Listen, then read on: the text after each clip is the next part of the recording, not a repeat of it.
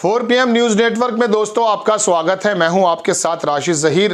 राहुल गांधी के बारे में प्रशांत किशोर जो वो चुनाव की रणनीति बनाता है वो कई बार टीवी पे देखा गया, कई बार आ रहा, हर सब टीवी वाले उसको बुला रहे हैं या उसको लाया जा रहा है।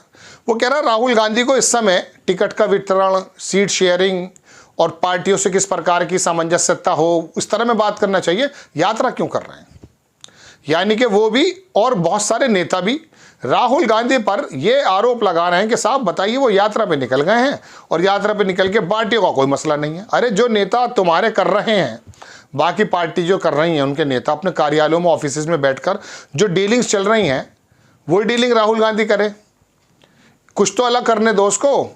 ये प्रशांत किशोर जिसको लाया जा रहा बराबर टीवी पर दिखा ये रहा है कि भारतीय जनता पार्टी बड़े उससे आ रही है साहब, धनबल से आ रही है और बड़े सीटें आ जाएंगी और कोई दिक्कत नहीं है, और राहुल गांधी का टाइमिंग गलत है, ये गलत है। खुद ये यात्रा कर रहा है बिहार में लगातार।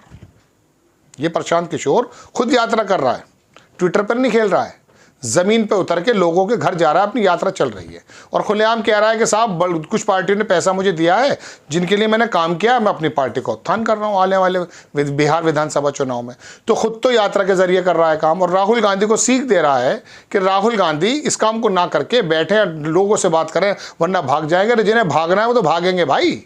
अखिलेश यादव के आदमी भाग गए, अखिलेश यादव तो काम कर रहे हैं, जयंत चौधरी भाग गए, काम कर रहे थे ना। खैर उसको छोड़ दीजिए, बात चल रही राहुल गांधी की। राहुल गांधी इस न्याय यात्रा के अंतर्गत अगर आसाम के अंदर क्या बिस्वा की जमीन को खराब करके नहीं आए? ममता बनर्जी के क्षेत्र में गए तो वहां पर हलचल नहीं बची। जब तमाम मुसलमान राहुल गांधी की यात्रा के अंदर नजर आया, इंसाफ पसंद व्यक्ति नजर आया, तो ममता भी चीख पड़ी। क्या झारखंड के अंदर प्रधानमंत्री जी ने दौरा निरस्त नहीं कर दिया उनके आने की वजह से? बिहार के अंदर तेजस्वी यादव ने आकर के जो हंगामा किया वो खुद भी उतरा हुआ है जमीन पर। जबरदस्त रैली है, इस तरह से हाथ हिला रहा है, एक सिंबल बन चुका है। नीतीश कुमार के हालात खराब है, सर्वे बेकार बता रहे हैं। राहुल गांधी आगरा है, मुरादाबाद संभल है, देखा जनसमूह कैसा था। फिर अग्निवीर हो, नौकरी पर्चा लीक हो, नौजवान, बेरोजगार, किसान, कौन सी बात राहुल गांधी नहीं कर रहे बताइए आप? अरे आदमी से जुड़कर इंटैक्ट करके जब तुम बता रहे हो it is the high time the for the seat sharing, वो सीट शेयरिंग ना करके, अपनी पार्टी का उत्थान ज्यादा ना करके आम आदमी से इंटैक्ट होकर उन 5 गारंटी और 4 गारंटी और 7 गारंटी दे रहा है और जमीनी मुद्दों को समझने की कोशिश कर रहा है। एक नेता ऐसा भी तो हो। ऐसा नेता आपकी समझ में नहीं आ रहा है, वो भी एयर कंडीशन रूम में बैठ करके तमाम काम करने लगे। 6000 किलोमीटर क्यों घूम रहा है भाई? अरे मिला तो है 60,000 आदमी से तो मिल चुके होंगे एटलीस्ट। उन 60,000 आदमी ने तो देखा होगा ना, इसमें कोई दो राय नहीं कि फायदा। अब ये तमाम नेता तो कर रहे हैं ना इस काम को। राहुल गांधी क्या अब भी चुनाव की प्रक्रिया में नहीं? अगर उन्होंने अग्निवीर की बात उठाई है, क्या उन्होंने किसान की बात उठाकर चुनाव की प्रक्रिया में नहीं है वो? क्या वो कमजोरों की, परेशान लोगों की बातें कर रहे हैं, सुन रहे हैं दिक्कत है, तो क्या ये चुनाव से संबंधित चीज नहीं? इसी बात से परेशानी है। देखिए मैं आपको बताऊं, परसेप्शन बदलने की जरूरत है दोस्तों। एयर कंडीशन रूम में बैठकर अपने वोट बैंक को साधना बड़ी काम नहीं होता। मायावती का सारा वोट बैंक खत्म हो गया क्योंकि सड़क पे नहीं उतरती। काशीराम सड़क पे उतरे थे तो जमीन से आसमान पे उठा कर रख दिया एक वर्ग को, कमजोर लोगों को कॉम्बिनेशन बनाकर रख दिया। दुनिया को दिखाया कि जब पिछड़ों के और दलितों के साथ खड़े होंगे तो किस प्रकार से लोग बदल देते हैं दुनिया। मायावती नहीं निकल रही, देखिए हालात क्या हो गए, माया की बेटी कहने लगे उनको। तो राहुल गांधी अपना काम जबरदस्त कर रहे हैं। और रही बात इलेक्शन के समय की, तो मैं आपको बता दूं ये तो 15 दिन में हो जाता है, ये कोई इतना लंबा चौड़ा मसला थोड़ी है भाई। तमाम लोग बागड़ बिल्ले तो चिन्ह हैं आपकी पार्टी में, उनकी पार्टी में बागड़ बिल्ले तैयारी करे बैठे हैं, पैसों के गड्ढे लगा रखे हैं, इलेक्शन में खर्च करेंगे। यही काम तो होता है एक जमाने से, कोई नया काम हो रहा है बताइए आप? भाई वो नेता तैयारी करे बैठा है, पहले से उन्होंने अपने अपने शहर में होर्डिंग्स लगवा दिए हैं।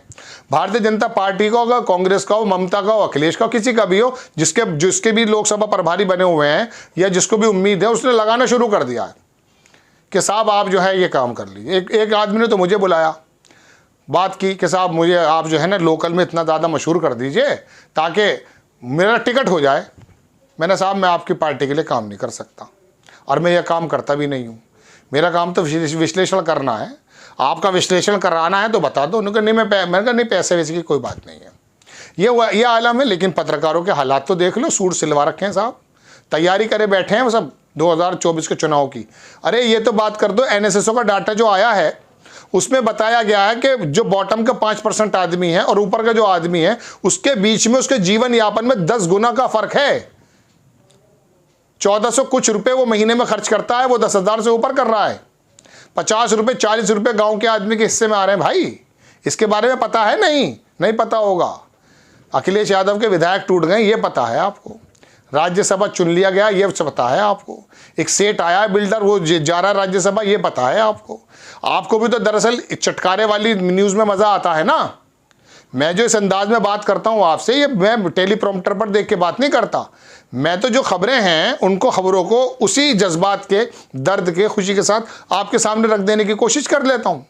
अब आप इसमें समझ लेते हैं ये आता है मोदी जी की बुराई करता है। अरे भाई मेरे बात राहुल गांधी अगर कहीं चपरासी हो तो उनसे जिम्मेदारी की बात पूछें। वो कुछ है ही नहीं तो उनसे पूछूंगा क्या? उनकी राजनीति के बारे में बात होती है।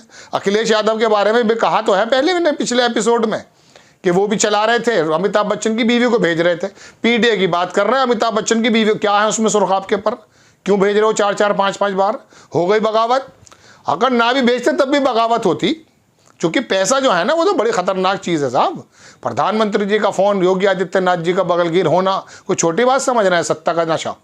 उनको ये मालूम पड़ चुका कि आप और मैं बदल गए। कितनी भी बड़े बड़े धोखेबाज हों, बाद में आ जाते हैं। वो शरद पवार के भतीजे देख लो, इधर से उधर, उधर से इधर हो रहे हैं दुनिया भर के। शरद पवार मतलब आप लोग भी तो बर्दाश्त कर लेते हैं। पहले नहीं हुआ करता था ऐसा। पहले एक आदमी अगर कुछ गलत कर दिया करता था, उसकी नस्लें तक उसको भुगतती थी। राजीव गांधी पे सारे के सारे आप बिल्कुल ईमानदार बन गए थे। बोफोर्स का घोटाला था, वीपी सिंह सही कह रहा था बिल्कुल, और हटा दो और मिटा दो और खत्म कर दो। अरे भाई वो कुछ नहीं निकला उसके अंदर। ऐसा किताबों में लिखा है वीपी सिंह ने क्या देश को दिया, क्या नहीं लिया, वो भी एक अलग विषय है। लेकिन देखा ना आपने क्या हुआ है देश में। बहरहाल आपको खबर कैसी लगी अपनी राय कमेंट्स बॉक्स में ज़रूर दीजिएगा। चैनल को सब्सक्राइब कीजिएगा, शेयर कीजिएगा। नेक्स्ट टाइम मैं किसी खबर के साथ हाजिर होता हूँ। जय हिंद।